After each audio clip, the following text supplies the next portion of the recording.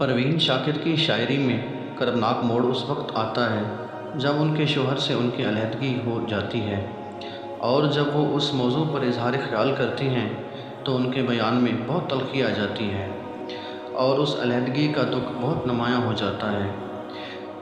پروین شاکر کو کھوئے ہوں کی جستجو کرنے والی شاعرہ کہا جاتا ہے۔ وہ اردو شاعری میں ایک تتلی کی طرح رونما ہوئیں اور کوس قزح کے رنگ بکھیر کر فضا میں غائب ہو گئیں۔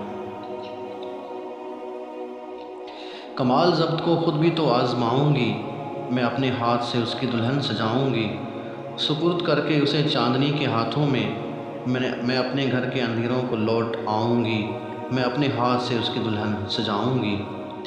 بدن کے کرب کو وہ بھی سمجھ نہ پائے گا، میں دل میں روؤں گی، آنکھوں میں مسکراؤں گی، میں اپنے ہاتھ سے اس کی دلہن سجاؤں گی۔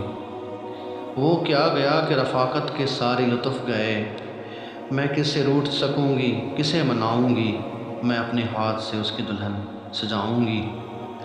اب اس کا فن تو کسی اور سے ہوا منسوب، میں کس کی نظم اکیلے میں گنگناؤں گی، میں اپنے ہاتھ سے اس کی دلہن سجاؤں گی۔ وہ ایک رشتہ ہے نام بھی نہیں لیکن، میں اب بھی اس کے اشاروں پہ سر جھکاؤں گی، میں اپنے ہاتھ سے اس کی دلہن سجاؤں گی۔ بچھا دیا تھا گلابوں کے ساتھ اپنا وجود، وہ سو کے اٹھے تو خوابوں کی راکھ اٹھاؤں گی، میں اپنے ہاتھ سے اس کی دلہن سجاؤں گی۔ سماعتوں میں گھنے جنگلوں کی سانسیں ہیں، سماعتوں میں گھنے جنگلوں کی سانسیں ہیں، میں اب کبھی تیری آواز سن نہ پاؤں گی، میں اپنے ہاتھ سے اس کی دلہن سجاؤں گی۔